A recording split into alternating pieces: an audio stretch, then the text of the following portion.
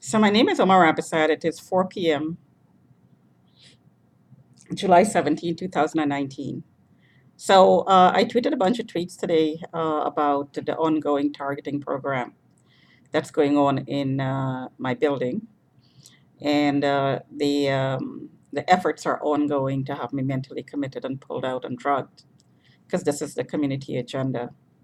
So what I tweeted about was the flagging system based on multiple reports about a target, in this case me, lies basically, because the agenda behind the lies is actually trafficking. So um, a bunch of people collude and get together and follow you around and take normal activity and twist it and make it look like something strange is going on, something weird is going on, something criminal is going on, and report it. Because the cops who are taking part in the program are colluding, they are expecting these reports and they take these reports and they continually investigate the target, in this case me. This whole process locks you out of the job market. So if you're submitting resumes for jobs, this is a very public program, and the agenda is to let everybody know. So this includes the employers that you're submitting information to. The employers, because they're part of the community, know the agenda. Some take part in it, some do not. Most do, in my experience. So they take the reports that's submitted about me, and some of them believe it. Why not? Because the police is involved. The police is involved because the police is there to lend credibility to these reports. They would say things like, I heard. This is what I was updated about outside the window, that the police are confirming things in the report. They're investigating and confirming. Now, a real investigation will include talking to the target, the person who is being reported on. So a real investigation would have both sides of the story. However, since the target's voice is always suppressed, you would never be the target is not an interviewed in most cases. So before things are confirmed. So this is another way of lending credibility to the report. That's in the hands of the employers as well. Uh, People who are interested in hiring you will want to know information about you. So and since this is a public information and every contact you make is infiltrated, my system is hacked, my email is hacked. I'm suspecting every email I send out is viewed by somebody. These people are, if they respond to your resume, they're infiltrated. This is part of the program. Every contact you make is infiltrated by the informant and the group working with the informant. And this file is given to the person. So immediately your ability to form a business relationship or any type of relationship that you're looking for is blocked by this report and this and these infiltration situations. So this is part of what's being targeted, what it means to be targeted. You have to be isolated and giving contacts, every contact you make, access to the information which are all negative about you. Portraying you in a negative light, in a criminal light, in portraying you as mentally ill, and all sorts of nonsense like this. Only it's not nonsense; it's this is serious stuff. You can be killed because of these reports. Um, so every move you make to establish business relationships, find jobs, it's blocked by these reports. And every time you make progress in getting a job, then somebody takes that on an account, becomes an informant, submit another report, um, um, uh, uh, defamatory report, a criminal report that based on lies and suspicions, and it's blocked. The application system is blocked. This way, they keep you out of the job market. And this is what I suspect happened to Rohini Besasa. Because she was being trafficked, I suspect there were pedophiles in her life since she was a child. And this is the real reason that all this targeting is occurring. She was being trafficked remotely, most likely. She was probably mostly being accessed remotely by pedophiles who has found a different way of victimizing kids.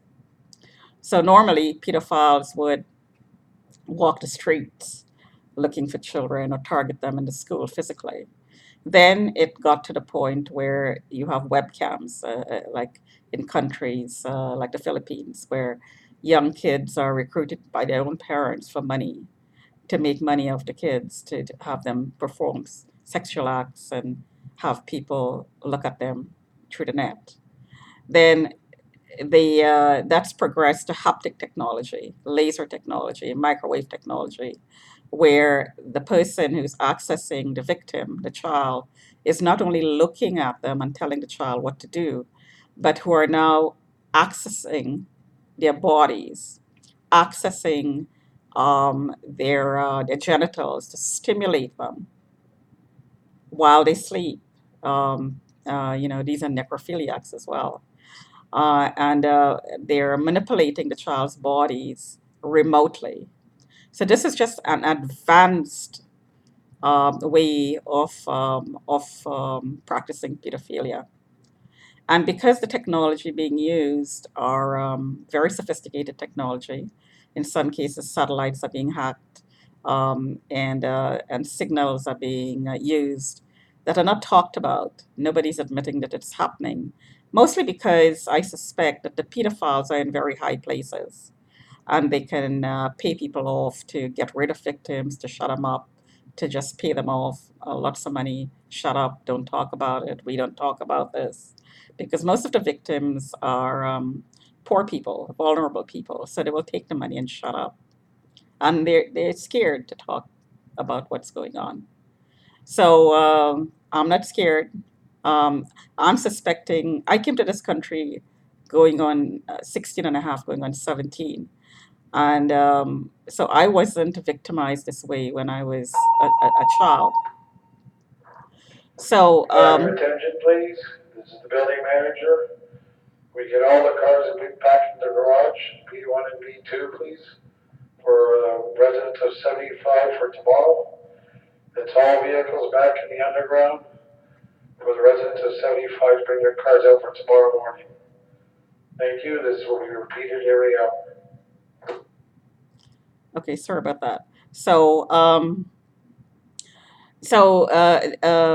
the pedophiles are counting on fear for blocking any information coming out about what's going on. But there's a lot of people who are actually talking about what's going on the net, and of course, they're being told that they're mentally ill. So that's another way of victimizing the victim.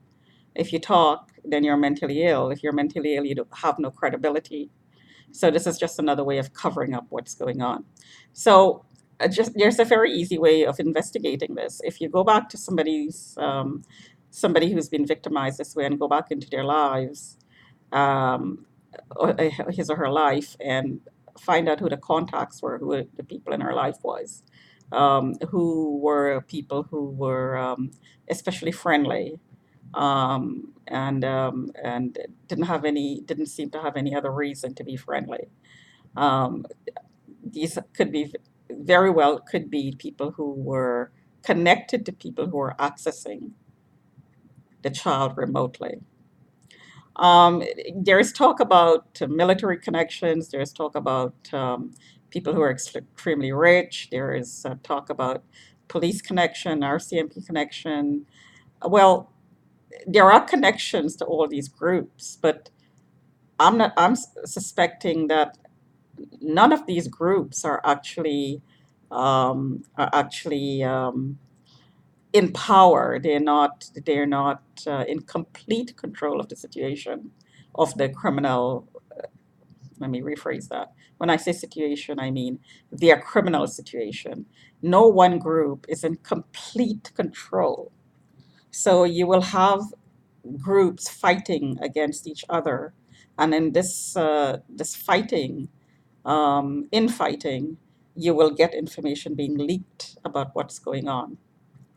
So this would be one way to get information, to investigate what is actually going on, even though the people I'm suspecting who are doing this are the people in positions of power to investigate, some of them, anyways. So it's very difficult to get it done, get the investigations go on, because the victims are being told that they're mentally ill, and they're being told they're mentally ill by the police with no basis, with absolutely no basis. In my case, I was pulled out because neighbors, two Muslim neighbor, got together and colluded and lied about me. They were tracking me, but they turned it around and said that I was knocking on doors, walking back and forth, and so on, and acting strange, which is exactly what they were doing. This is exactly what they were doing. So this is and then they called the cops, and the cops came to my door, pulled me out, and said exactly the same thing to the doctor. The doctor said there's no mental illness, it's situational. But the cops are insisting that I'm delusional. And there is no evidence other than the lies provided by these two people who were colluding. So, in order to pull you out for a mental evaluation, you don't need, I understand, you don't need proof as in a regular court. You just need enough information to justify being pulled out. So if you have 20 people saying the same thing, then that's enough justification. They don't have to provide proof, they just have to say it. So if you have 20 people colluding and conspiring to get you mentally committed, and they tell lies, and the cops are on their side, because some of the cops are trafficking and they're looking to cover what they're doing, then of course you're going to have collusion between the cops and the people who are telling the lies. And the cops will come to your door and says you're mentally ill and delusional when you talk about what's going on. So this is exactly what is going on here. This is exactly what is going on here. I have proof of trafficking. My brother, my deceased brother, had a receipt, and he was surveilling me without telling me.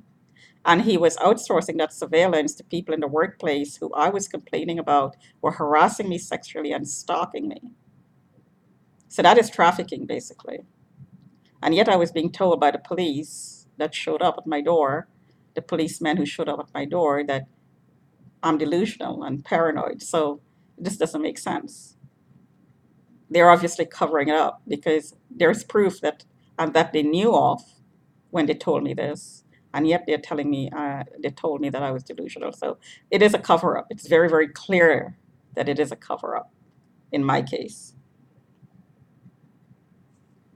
Talk to you another time.